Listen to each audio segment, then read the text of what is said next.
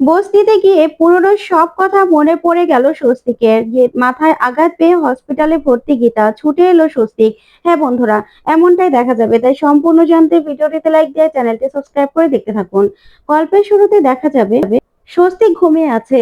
তখনই মাঝরাতে চুপি চুপি গীতা স্বস্তিকের ঘরে চলে আসে। এসেই দেখতে পায় যে স্বস্তিক ঘুমোচ্ছে। তখন গীতার মনে পড়ে যায় পুরনো সব কথা।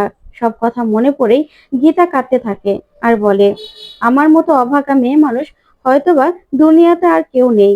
না হলে আমার এই সময় স্বস্তিক বাবুর আমার পাশে থাকার কথা ছিল। কিন্তু না, সে তো এখন কিচ্ছু মনে করতে পারছে না। সে আমাকে রেখে অন্য আরেকজনকে নিজের স্ত্রী মনে করছে। স্বস্তিক বাবু, আমরা তো আমরা তো দুজন চেয়েছিলাম। আমি চেয়েছিলাম যে আমার ছেলে হোক ঠিক আপনার মতো, আর আপনি চেয়েছিলেন আমার মেয়ে হোক ঠিক আমার মতো। আমাদের স্বপ্নগুলো কি তাহলে এভাবে থেকে যাবে? আমি না কিচ্ছু বুঝতে পারছি না স্বস্তিক বাবু। আমার এভাবে চুপি চুপি আপনার ঘরে আসতে হবে আমি কোনোদিনও ভাবিও নি। আমার নিজেরও খারাপ লাগছে, কিন্তু আমার না কোনো উপায় নেই। এই বলেই গীতা স্বস্তিকের পাশে বসে আর বলে, আজকে আমাকে জানতে হবে, সেদিন যদি বাবা ওই দাগটা দেখতে পেত তাহলে আর কোনো সমস্যাই হতো না, কিন্তু আজকে আমাকে দেখতেই হবে। এই বলে গীতা স্বস্তিকের শার্টটা খুলে নেয়। তখনই গীতা স্বস্তিকের বডিতে সেই গুলির দাগটা দেখতে পায়। আর দাগটা দেখেই গীতা তাকিয়ে থাকে। তারপরে সেখান থেকে ছবি তুলে নেয় গীতা। তারপরে দেখা যাবে যে ডক্টর স্বস্তিকের অপারেশন করেছিল সেই ডক্টরের কাছে আসে গীতা। ওইদিকে ডক্টরের অ্যাসিস্ট্যান্ট বলে, আপনি এভাবে ভিতরে ঢুকে আসলেন কেন? তখন গীতা বলে, ডক্টরের সঙ্গে আমার কথা আছে। তখন ডক্টর বলে, আপনার কোনো অ্যাপয়েন্টমেন্ট আছে? আপনি এভাবে ঘরে ঢুকে আসতে পারেন না, আমি কিন্তু পুলিশে খবর দেব। তখনই দেখা যাবে পঙ্কজ খাসনবী সেখানে হাজির হয় আর বলে, সেটার কোনো দরকার হবে না। তখনই ডক্টর বলে, আপনি আপনি কে? তারপরে বড়বাবু বলে, আমি। তখনই বড়বাবু নিজের কার্ডটা দেখালেই ও ডক্টর বাবু অবাক হয়ে যায়। তারপর ভয় পেয়ে বলে, আচ্ছা ঠিক আছে, আপনারা বসুন। বসুন আপনারা। কি দরকার আমার সঙ্গে কথা বলতে এসেছেন? তারপরে দেখা যাবে বড়বাবু আর গীতা বসে। তারপরে গীতা বলে, ডক্টর বাবু, আপনার সঙ্গে আমার কথা বলা দরকার আছে, কিছু জানার দরকার আছে। তখন ডক্টর বাবু বলে, বলুন। তখন গীতা বলে, 1 আগস্ট আপনি একজন রোগীর একজন রোগীর অপারেশন করেছিলেন, তাই তো? দুটো গুলি লেগেছিল।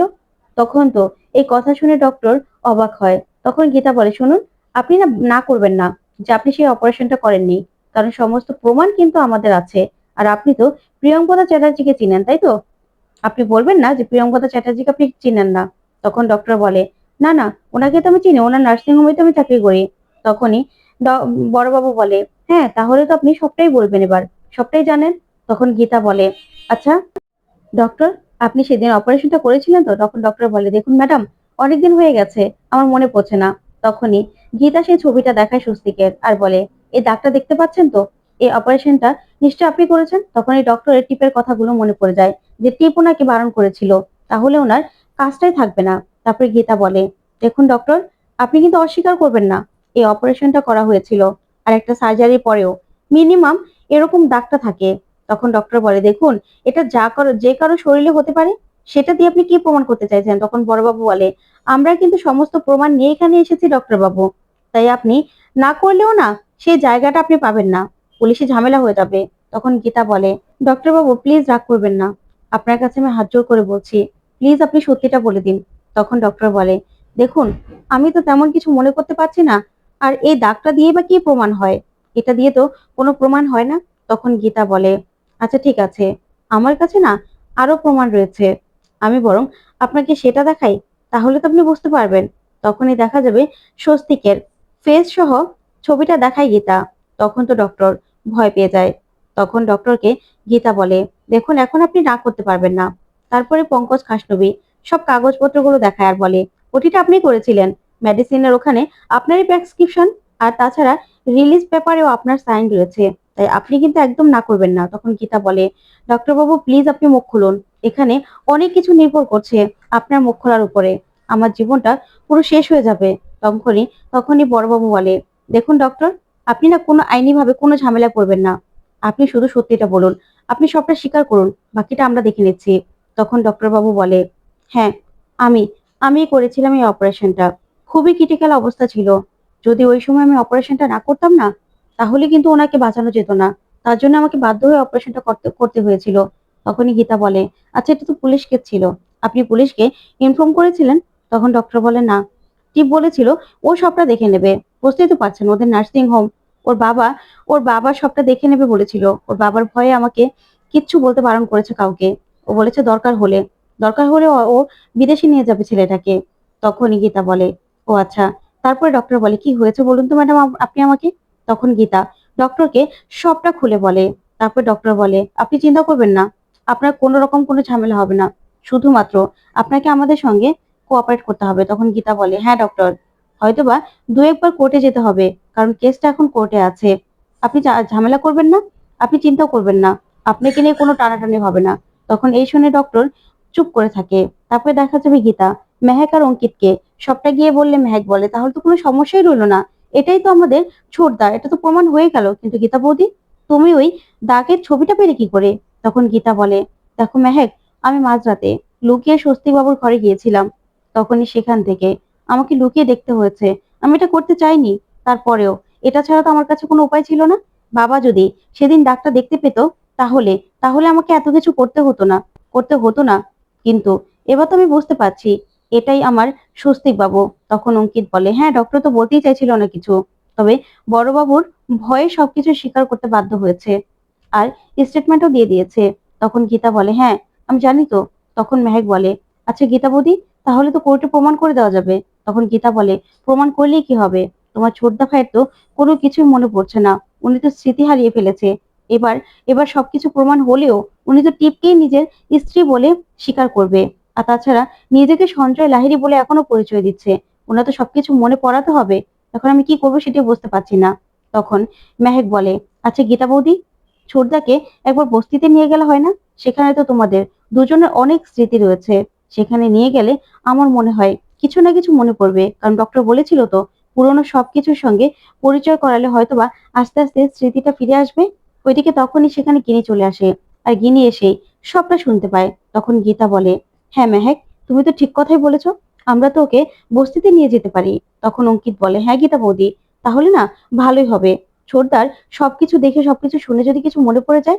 তখন গীতা বলে, ঠিক আছে, আমরা বরং আমরা বরং স্বস্তিকে বস্তিতে নিয়ে যাব। তখন মেহেক বলে, কিন্তু টিপদি কি ছাড়বে নাকি? তখন গীতা বলে, কিছু একটা ব্যবস্থা তো করতে হবে। ওইদিকে গিনি সবটা শুনে সেখান থেকে চলে যায়। তারপরেই কৃপানকে ফোন করে। ওইদিকে কৃপান ফোনটা রিসিভ করলে গিনি বলে, তোমার জন্য একটা ভালো খবর আছে। তখন কৃপান বলে, আমার জন্য ভালো খবর? আমার আর আমার দিদির জীবন থেকে না সব ভালো খবরগুলো হারিয়ে গেছে। ওই গীতা যবে থেকে আমাদের জীবনে এসেছে না, তখন থেকেই আমাদের জীবন থেকে সব সুখ হারিয়ে গেছে। একটা বাড়ির পরিচালিকার সঙ্গে আমাকে জোর করে বিয়ে দিয়ে দিয়েছে। আমার সবকিছু মনে আছে। তখন গিনি বলে, হ্যাঁ, তোমাকে বিয়ের মণ্ডপ থেকে কি করে তাড়িয়ে দিয়েছিল? তখন কৃপান মেহেকের সঙ্গে বিয়ের কথা ভাবতে থাকে, যে গীতা কিভাবে অপমান করে ওকে তাড়িয়ে দিয়েছিল। তখন কৃপান বলে, আমার দিদিকেও তো বিয়ের মণ্ডপ থেকে তাড়িয়ে দেওয়া হয়েছে। তখন গিনি বলে, হ্যাঁ, তারই একটা প্রতিশোধ নেওয়ার সময় এসেছে। তাই তোমাকে একটা খবর দিতে এসেছি আমি। তোমার জন্য না একটা খবর আছে, তোমার সঙ্গে আমি গল্প করার জন্য ফোনটা করিনি, বুঝতে পেরেছো? তখন কৃপান বলে, আমি কি শুনবো বলুন তো, আমি কি শুনতে পারি? তখন গিনি বলে, শোনো, আসলেই তোমার মাথায় না কোনো বুদ্ধি নেই। একদম গীতা একদম ঠিক কথা বলে, তোমার মাথায় কোনো বুদ্ধি নেই। তখন কৃপান বলে, গিনি বৌদি, আপনি আমার সঙ্গে এরকম ভাবে কথা বলবেন না। তখন গিনি বলে, আমার সঙ্গে চিৎকার করবে না। শোনো, গীতা না বস্তিতে যাচ্ছে স্বস্তিককে নিয়ে, সাথে মেহেক আর অঙ্কিত যাবে। সেখানেই সেখানে গীতাকে তোমাকে শেষ করে দিতে হবে। কিছু একটা তো বদলা নিতেই হবে তোমাকে, এই কিন্তু সুযোগ। তখন কৃপান বলে, কিন্তু সবাই তো ওখানে থাকবে, আমি কি করব? তখন গিনি বলে, শোনো, সবাই থাকলেও গীতার যা অবস্থা, ও না তেমন মোকাবেলা করতে পারবে না। তাই যা করার এখনই করতে হবে, এটাই সুযোগ। যা করার করে নেওয়া, তোমার লোকদের বলে দেবে, ওরা যেন কিছুতে মুখ না খুলে, ওরা ধরা পড়ে গেলেও মুখ যেন না খুলে। তখনই কৃপান বলে, ঠিক আছে, আমি বুঝে গেছি, বাকিটা আমি দেখে নিচ্ছি। তখন গিনি বলে, যাক, তাহলে অন্তত বুঝতে তো পেরেছো আমি কি বলতে চেয়েছি। ঠিক আছে, এবার কাজটা করে ফেলো। ও যা যা করেছে, এবার তো ওকে সেটার ফল ভোগ করতে হবে। ফল তো ভোগ করতেই হবে। এই বলেই গিনি গিনি ফোনটা রেখে দেয় আর বলে, গীতা, তুই আমার জীবনটা পুরো শেষ করে দিয়েছিস। এবার এবার তো তোকে থামাতে হবে। তুই অনেক করেছিস, এবার তোকে তো শেষ হতেই হবে। ওইদিকে কৃপান বলে, আমার হাত থেকে গীতা তোকে আর কেউ বাঁচাতে পারবে না। ওইদিকে দেখা যাবে স্বস্তিকের সবকিছু ঝাপসা ঝাপসা মনে পড়তে থাকে। তখন টিপকে চেপে ধরে আর বলে, টিপ, আমি কে? বলো আমি কে? ওদিকে গীতাকে কৃপানের গুন্ডারা আঘাত করলে গীতাকে হসপিটালে নিয়ে যায় মেহেক। তো বন্ধুরা, কেমন লাগলো আজকের আপডেট? কমেন্ট করে জানাও। ধন্যবাদ।